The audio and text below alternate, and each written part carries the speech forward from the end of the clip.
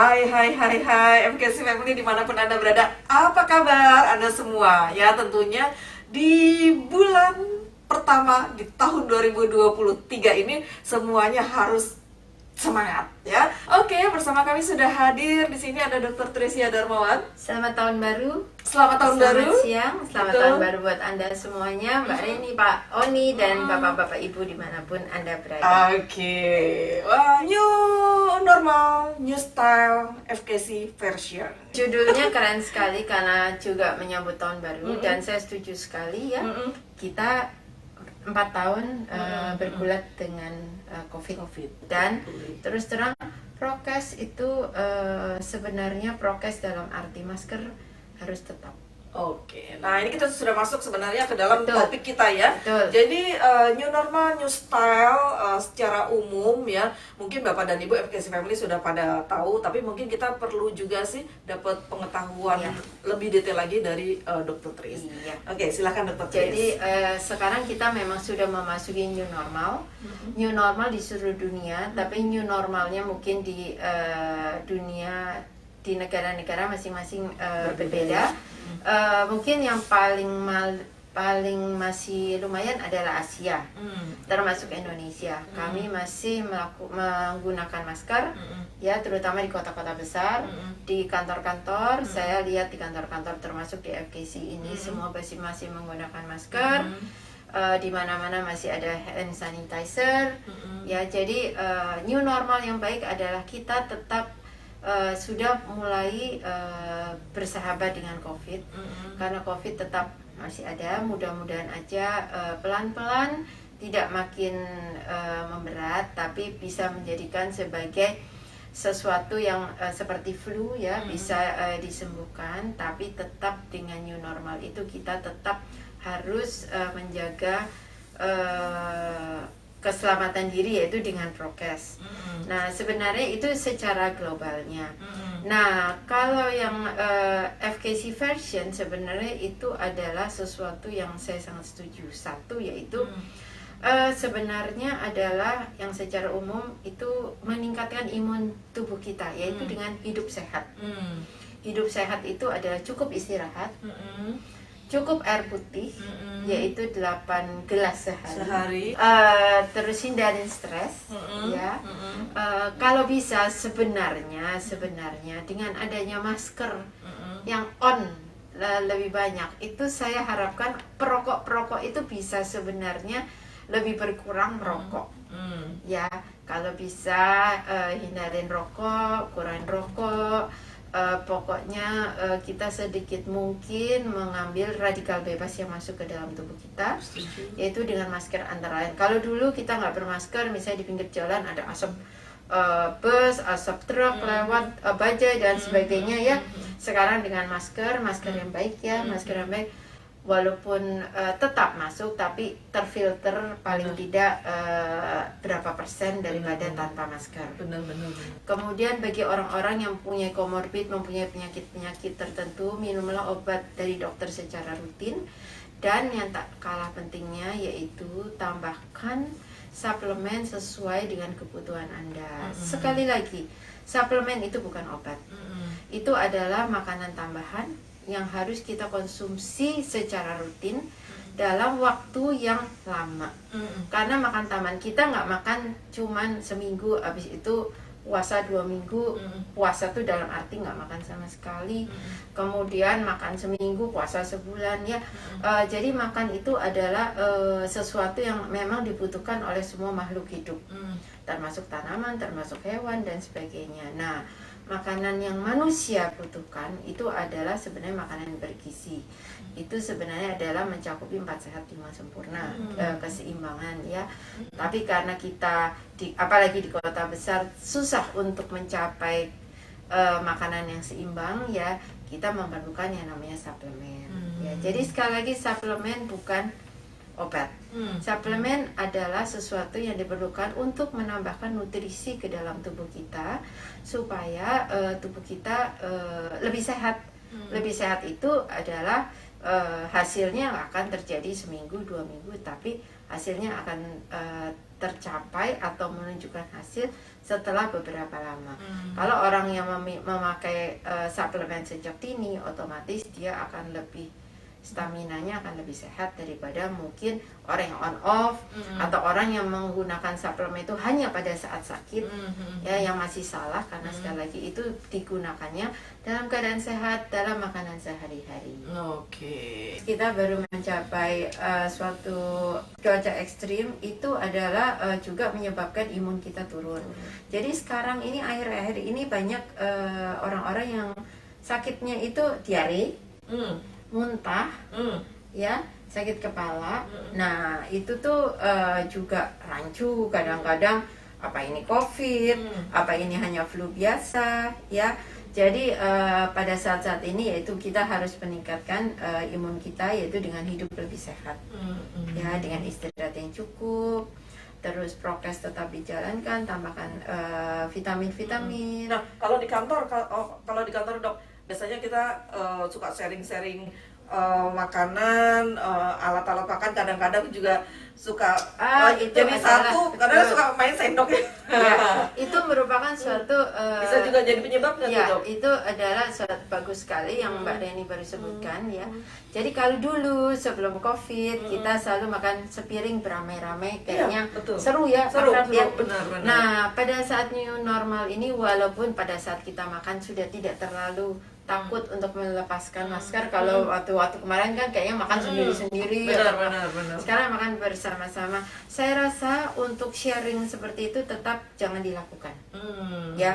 Jadi nggak hanya di kantor, terutama juga di rumah. Jadi Mbak Reni misalnya dengan anak-anak, dengan ibu bapak, ya. Kenapa? Karena Mbak Reni itu keluar.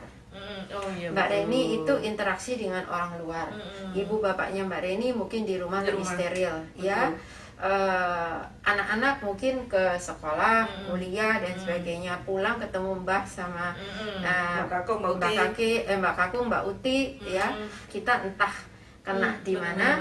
Kemudian kalau makan sama-sama lupa cuci tangan atau sudah lebih biasa, misalnya batuk nggak ditutup. Kalau dulu kan kayaknya orang batuk udah paranoid aja, ya. Kalau sekarang itu udah sebaiknya itu tetap jangan dilakukan. Ya, jadi new normal itu adalah tetap kita kalau bisa jangan sharing food, jangan sharing makanan.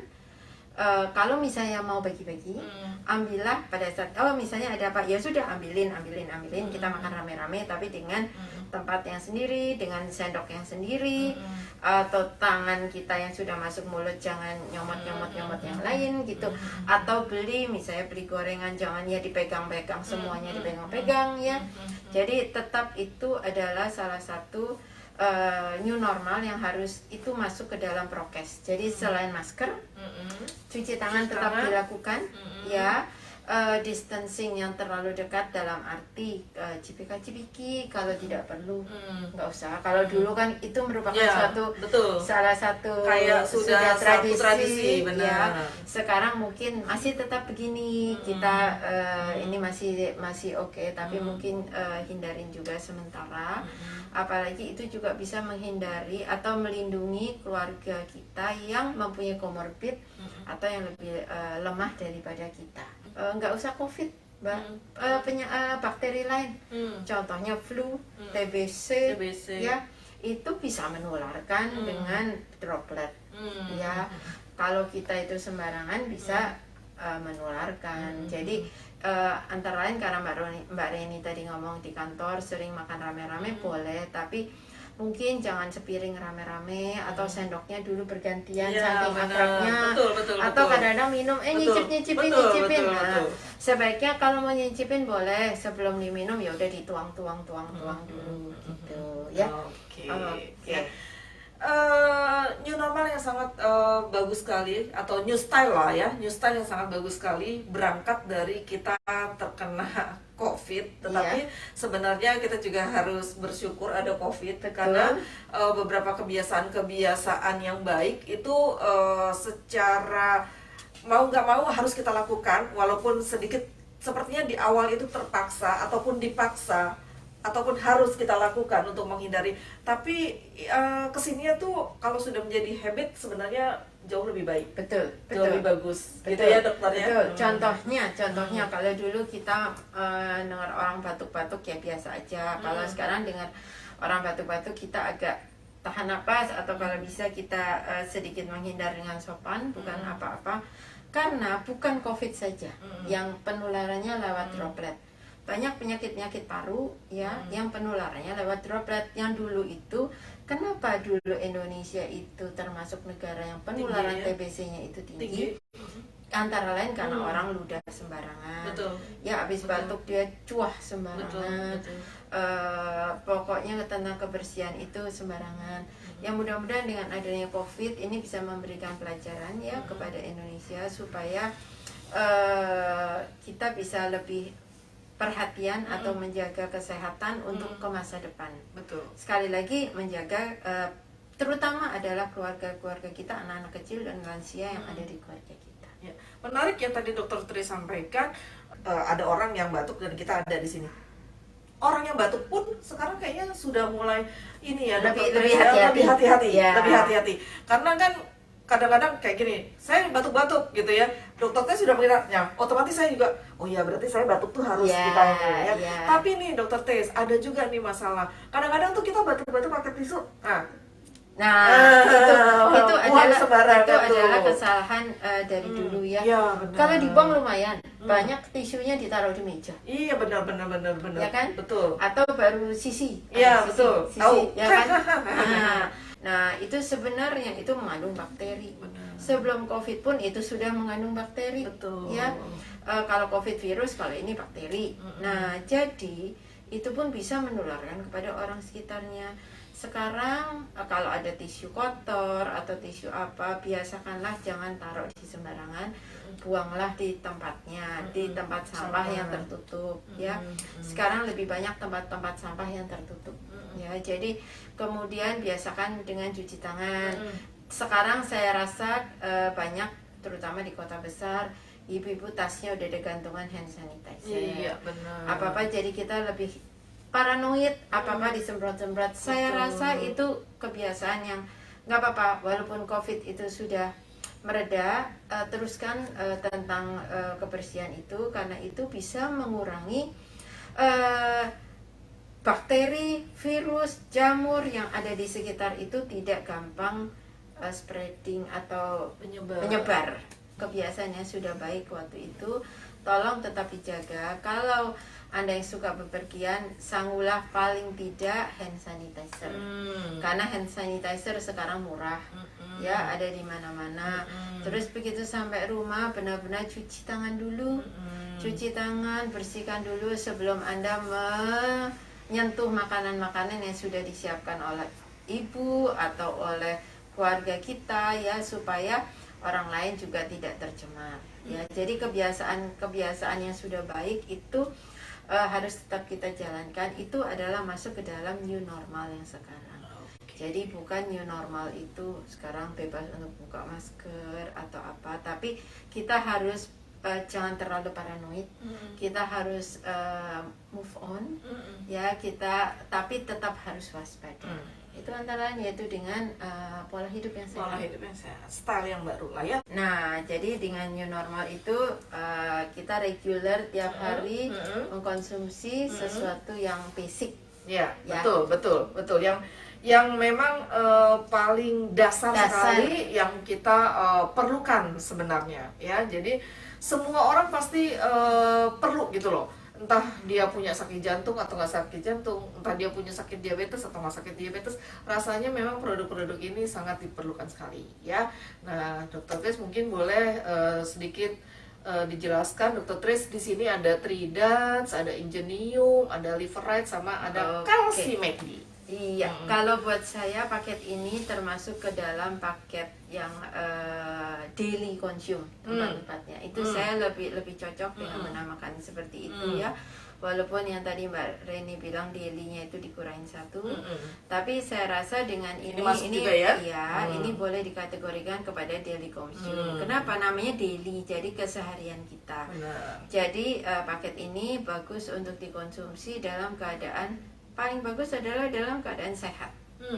Nah, pada saat kita lagi turun, ngedrop atau mau sakit dan sebagainya, ada yang beberapa yang boleh ditambahkan dosisnya, ditingkatkan. Tapi dalam keadaan sehat, 4 produk ini boleh Anda konsumsi secara rutin.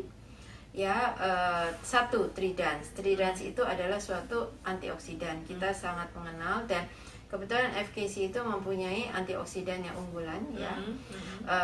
Menurut saya ini bagus karena dia ada triple antioksidan. Betul. Yang mungkin di tempat lain itu sangat jarang. Ya. Dan seperti kita ketahui antioksidan itu sekarang sudah ada di mana-mana. Dari makanan, minuman, semuanya diunggul-unggulkan adalah antioksidan karena gimana pun juga kita tidak bisa menghindari radikal bebas. Jadi dengan adanya radikal bebas kita kita lawan dengan ya, kita jaga yaitu dengan antioksidan. Nah, antioksidan ini juga bisa menjaga selain dari radikal bebas yaitu untuk daya tahan tubuh kita. Ya, yaitu karena ada radikal bebas daya tahan bisa turun. Yaitu dengan adanya antioksidan kita bisa meningkatkan stamina atau imun dari tubuh kita. Ya. Ingenium nomor 2. Ingenium adalah multivitamin. Kita mengenal multivitamin dari zaman dahulu, dari zaman kita kecil, dari kakek nenek, ya segala macam. Multivitamin itu dulu mungkin yang kita kenal B kompleks. Ya, tapi B kompleks itu hanya vitamin B. Walaupun ada B-nya B1, B2 dan sebagainya, BP12. Nah, pada Ingenium ini bukan hanya B kompleks, tapi dia ada A sampai Z. Betul. Ya. Semua vitamin ada, yang sebenarnya ini cikal bakalin di Amerika dan kebetulan ini juga produknya dari sana juga ya. Di sana multivitamin itu tidak hanya B kompleks, tapi ada dari A, B, C, D sampai Z. Dan produk kita selain A sampai Z vitamin-vitamin itu dia juga ada fitonutriennya ya. Kemudian ada mineralnya juga. Jadi ini sangat-sangat baik. Walaupun kandungannya itu tidak maksimal, maksudnya bukan kebutuhan maksimal yang dibutuhkan dalam 1 hari, tapi dia mencukupi kekurangan dari makanan sehari-hari. Jadi saya sangat cocok dengan Ingenium ini ya. Bila Anda daya tahannya lagi turun, boleh mengkonsumsi ditingkatkan supaya asupan yang masuk ke dalam tubuh kita tuh lebih banyak. Tapi dalam keseharian daily use-nya tidak usah terlalu tinggi karena sekali lagi ini adalah penambah dari kekurangan makanan sehari-hari. Jadi lebih baik Anda mengkonsumsi rutin, tidak usah terlalu tinggi daripada minum banyak tapi cuman sebentar. Itu tidak ada efeknya buat suplemen. Beda dengan obat. Obat Anda hanya mengkonsumsi ada yang 3 hari, ada yang 5 hari, ada yang sebulan. Habis itu stop. Tapi kalau suplemen itu tidak. Jadi suplemen itu terus terang kandungannya tidak ada yang maksimal. Tidak ada yang miligramnya itu besar-besar. Kalau yang besar-besar itu sebenarnya sangat bahaya. Justru dengan yang kecil-kecil itu akan meningkatkan kebutuhan dari keseharian kita. Kemudian yang ketiga itu leverette ya. Nah, sekali lagi leverette itu memang ada hubungannya dengan liver, dengan hati. Karena semua yang masuk ke dalam tubuh kita itu dicerna di dalam hati dan di ginjal kita. Kalau makan racun-racun itu akan diproses di dalam hati kita. Ini adalah bahasa awamnya adalah vitamin hati, supaya hati kita tetap sehat ya. Karena penyakit hati itu macam-macam, dari sirosis, dari perlamakan hati, dari hepatitis itu semua menyerangnya kepada hati. Ya, jadi hati-hatilah dengan hati Anda. Betul. Ya, oke. Yang terakhir adalah kalsium. Kalsium adalah suatu zat yang sebenarnya basic harus dikonsumsi di dalam tubuh kita sejak kita embrio. Karena dia fungsinya sangat baik untuk dari pertumbuhan otak, pertumbuhan tulang dan sebagainya. Sehingga kalsium McD ini boleh dikonsumsi dari ibu hamil, anak-anak sampai nenek-nenek, kakek-kakek menutup usia. Ya, jadi sekali lagi dan ada kalsium dan ada magnesiumnya. Nah, fungsi utama magnesium antara lain buat orang tua itu bisa mengurangi kram. Orang tua kan suka kadang-kadang tiba-tiba otot-ototnya kram atau apa. Kram itu bisa dikurangin dengan adanya magnesium antara lain, ya.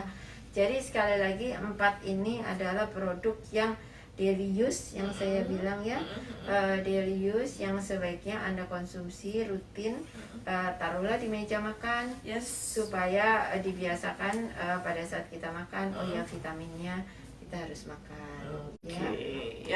Oke, saya hanya menambahkan sedikit saja satu tips dari saya, FKC Family. Ini kan 4. Dr. Tris bilang kan ini semuanya bagus dan sebaiknya dikonsumsi. Kalau Anda nggak mau lupa ya cara konsumsinya nih Dr. Tris, ini dosisnya lebih baik. Misalnya nih Anda mau makan kan sehari misalnya 2, pagi 1, siang 1 gitu kan. Nah daripada lupa, Anda nggak apa-apa konsumsi langsung 2 gitu loh Dr. Tris.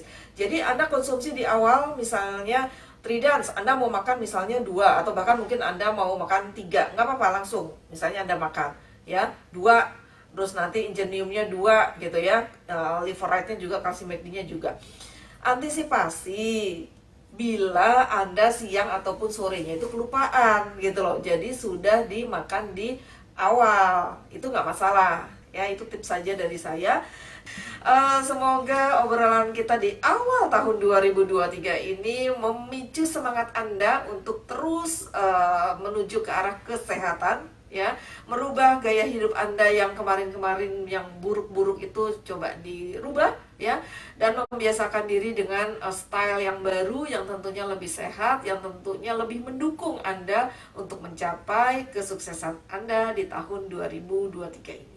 Sampai di sini jumpa kita. Terima kasih Dr. Terima Tris. kasih Mbak Reni, terima kasih Pak Oni, terima kasih bapak-bapak, ibu-ibu semuanya.